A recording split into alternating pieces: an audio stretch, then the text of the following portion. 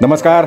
दीपक रेगे कथाकथन चॅनलवर तुम्हा सगळ्यांचं मनापासून स्वागत आणि विनंती की प्लीज चॅनल सबस्क्राईब करा. शेजारी घंटीचं चिन्ह आहे, बेल आयकन तेही प्रेस करा.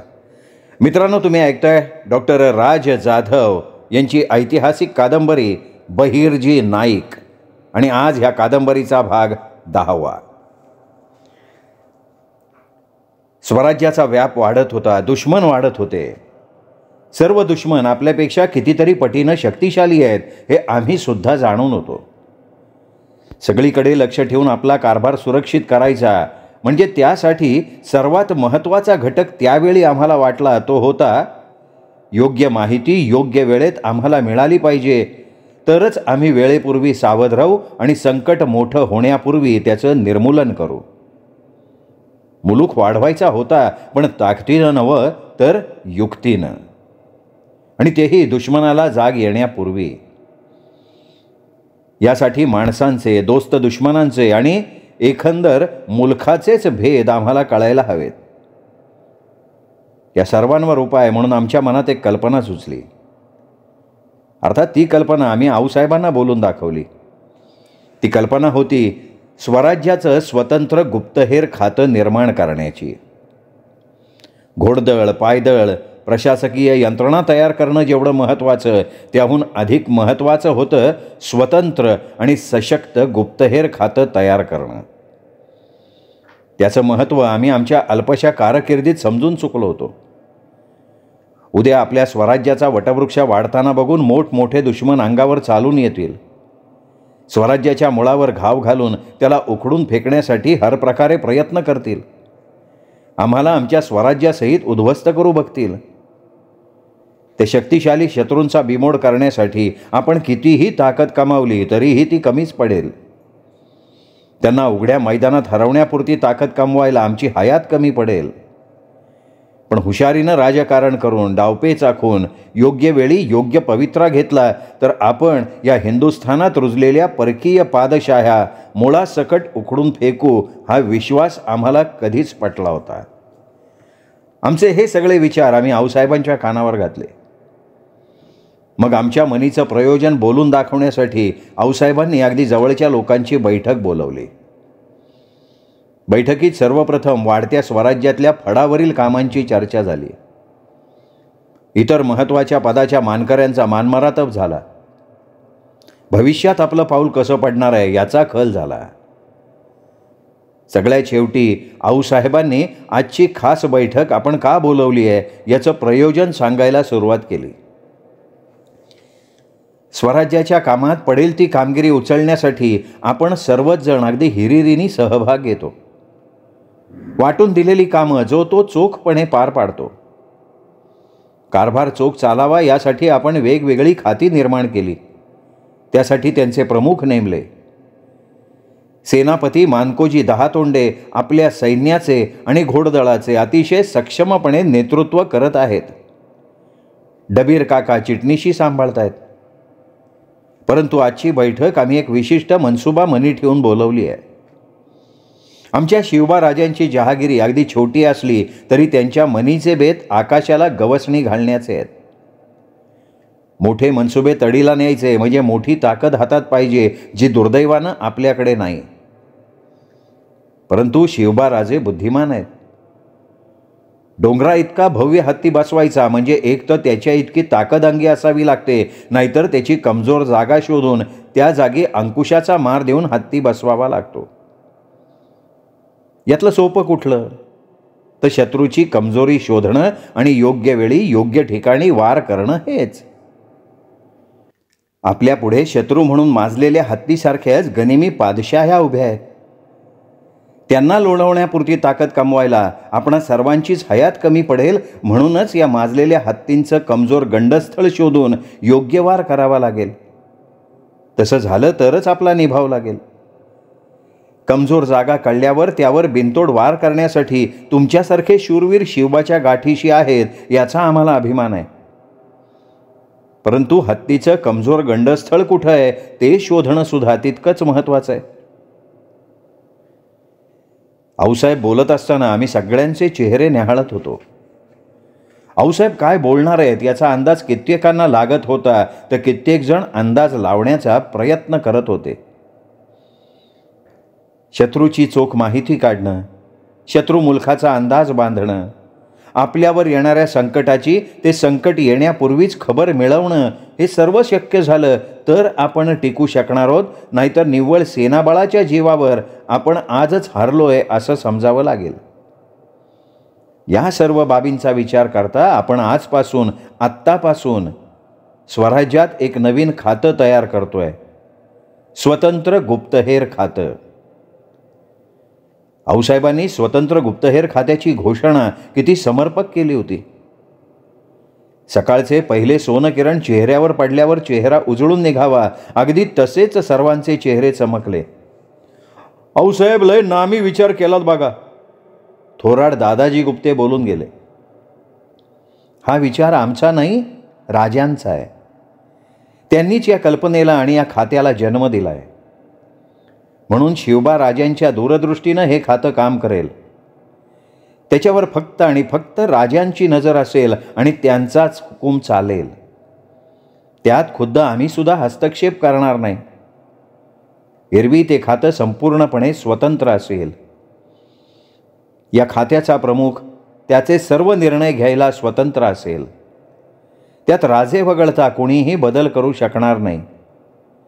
हेरगिरीच्या अनुषंगानं त्यांनी घेतलेले निर्णय म्हणजे खुद्द राजांचेच निर्णय असतील. आमच्या सहित सर्वजण आऊसाहेबांचं बोलणं कान आणि मन लावून ऐकत होतो. आऊसाहेब, पण ह्याचा प्रमुख कोण असणार आहे? हेरांच्या प्रमुख पदाला किती महत्त्व आणि वजन मिळणार हे सांगितल्यापासून आपसूक सर्वांच्या मनात तो प्रश्न उठलेला असावा. पण सेनापतीच्या अधिकारानं मानकोजी काकांनी तो प्रश्न विचारला. आऊसाहेब हसले आणि म्हणाल्या, गुप्तहेरांच्या प्रमुख पदाची जिम्मेदारी आम्ही. मासाहेब थोडा वेळ थांबल्या. सर्वजण एकमेकांकडे बघत होते. बहुतांश लोकांची नजर नानांवर स्थिरावली होती. आऊसाहेबांनी अधिक वेळ ते कुतूहल ताणलं नाही. त्या पुढे म्हणाल्या, असे पुढे या बहिर्जी. आऊसाहेबांच्या या हाकेनं मात्र बैठक अजूनच विचारात पडली. सर्वजण एकमेकांना ओळखत होते आणि तिथे कोणीही बहिर्जी नावाचा व्यक्ती नव्हता. सर्वजण कुतूहलानं एकमेकांकडे बघायला लागले. दबक्या आवाजात कोण बहिर्जी, कोण बहिर्जी असे प्रश्न विचारायला लागले. आऊसाहेबांचा आवाज सर्वांना शांत करत बैठकभर उठला. नाना, नाना, आमच्या बहिर्जीला पुढे घेऊन या. आऊसाहेबांच्या वाक्याचा बोध नानाला आधीच झाला होता. नाना एक वेळ हसले आणि त्यांनी सरळ खंडोजीच्या खांद्यावर हात ठेवला. खंडोजी मात्र चपापला. नानांनी आपल्या खांद्यावर हात का ठेवलाय हा बोध त्याला काही केल्या होईना. सगळी बैठक एकटक बावरून गेलेल्या खंडोजीकडे बघत राहिली. खंडोजी म्हणजे बहुरूपी, बहुआयामी, बहुगुणी, बहुभाषी, बहुकलाकारी. त्याच्या अंगातल्या कसबी आणि गुण मोजायचे झाले तर मोजता येत नाहीत. त्याचं मोजमाप फक्त बहु या विशेषणात येतं, म्हणून आम्ही त्याचं नाव बहिर्जी ठेवलंय. आऊसाहेबांच्या त्या सार्थ वर्णनानं आणि खंडोजीला साजेल अशा नावानं सगळी बैठक खुश झाली. बहिर्जी. आऊसाहेबांनी पुन्हा एकदा खंडोजीला हाक मारली. खंडोजीसाठी हे सगळं अनपेक्षित होतं. आम्ही दिलेलं नाव आवडलं नाही वाटतं. आऊसाहेबांच्या मुखातून सुटलेलं हे वाक्य ऐकताच बहिर्जी धावत जाऊन आऊसाहेबांच्या पायावर वाकला. भावनाविवश होऊन रडायला लागला. आऊसाहेब, आऊसाहेब, धन्य झालो. अहो, साक्षात आई भवानीनं टिळा लावल्या पुसत्यात वय. उठ. आऊसाहेब बोलल्या तसा खंडोजी उठला. आऊसाहेबांच्या बाजूला अदबीनं उभा राहिला. बहिर्जीला गुप्तहेर खात्याचा प्रमुख करा हे खुद्द नानांनी सुचवावं हा नानांचा मोठेपणा आहे आणि बहिर्जीच्या कामाची पावती सुद्धा. खंडोजी बैठकीचा मान राखत आपल्या गुरुचे पाय डोळ्यांनी शिवत होता आणि नाना बहुमान मिळालेल्या कर्तृत्ववान शिष्याला पावल्या डोळ्यांनी आशीर्वाद देत होते. आऊसाहेबांनी बहिर्जीला इशारत केली तसा बहिर्जी गुप्तहेर खात्याच्या प्रमुखपदाची वस्त्र स्वीकारायला आमच्या समोर आला. आमचा मनसुबा पूर्ण करायला बहिर्जीसारखं अनमोल रत्न आई भवानीनं आमच्या दिमतीला पाठवलंय असंच आम्हाला त्याच्याकडे बघून नेहमी वाटत असे. पण आज जेव्हा तो आमच्याकडे चालत आला तेव्हा आम्ही यशस्वी झालो होतो असंच वाटलं. काशी आप्पाकडनं सन्मानाचं तबक आम्ही घेतलं. त्या तबकात नाईक पदाचा बहुरंगी फेटा होता, मानाची तलवार होती, एक कट्यार होती आणि सगळ्यात महत्त्वाचं म्हणजे आमची राजमुद्रा कोरलेली नवग्रहाची अंगठी होती, जी संपूर्ण स्वराज्यात फक्त बहिर्जीकडे असणार होती. ती अंगठी नव्हती तर त्या अंगठीच्या रूपानं खुद्द आम्ही बहिर्जी सोबत असणार होतो. ती अंगठी म्हणजे बहिर्जीला मिळालेले अधिकार होते. ते मानाचं तबक आम्ही बहिर्जीच्या हाती कितीतरी अभिमानानं ठेवलं आणि त्यांनीही ते कितीतरी अदबीनं स्वीकारलं. मुजरा करत त्याने आमचे पाय शिवण्याचा प्रयत्न केला, पण त्याआधीच आम्ही त्याला मिठी मारली. बहिर्जी भारावून गेला होता हे त्याच्या कोंडलेल्या श्वासावरनं समजत होतं. खूप मोठी जिम्मेदारी आम्ही तुमच्यावर सोपवतोय बहिर्जी, त्याला मिठीत घेत आम्ही बोललो. पण बहिर्जी, एका गोष्टीची खंत आजीवन आम्हाला असेल. इथून पुढे कुठल्याही खुल्या बैठकीत आम्ही तुमचा असा सन्मान कधीही करू शकणार नाही. आज होणारा हा तुमचा सन्मान कदाचित शेवटचा असेल, कारण इथून पुढे बहिर्जी कुठे आहे, काय करतोय, त्यांनी काय केलंय हे फक्त तुम्हाला आणि आम्हालाच माहिती असेल. तुमचा सन्मान तर करता येणार नाहीच, परंतु तुम्ही केलेल्या कामाचं तुमचं नाव घेऊन तुम्हाला श्रेयसुद्धा देता येणार नाही. बहिर्जी काहीही बोलत नव्हता. त्याचा गरम श्वास आमच्या खांद्याला जाणवत होता. आम्ही त्याच्या कानात फक्त त्याला ऐकू जाईल असं बोलत होतो. बहिर्जी म्हणाला, त्याची फिकीर नाही राज. खंडोजीला आई, बाप, देव सगळे होते, पण बहिर्जीला फक्त तुम्हीच आहे. या बहिर्जीचा जन्म तुमच्यासाठी, जगणं तुमच्यासाठी, अर्ण मरणं ते बी तुमच्याचसाठी. बहिर्जीला मिठीतून सोडवताना त्याचं ते वाक्य ऐकून आमच्या डोळ्यात दाटलेला अश्रूचा एक थेंब आऊसाहेबांनाच दिसला असावा.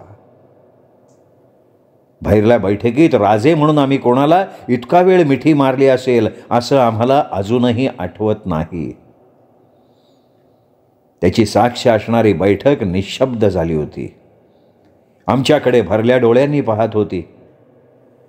बैठकीचं मौन तोडण्यासाठी आम्ही पुढे बोललो. गुप्तहेर प्रमुख म्हणून नाईक ही खिताबत आम्ही बहिर्जीला बहाल करतोय.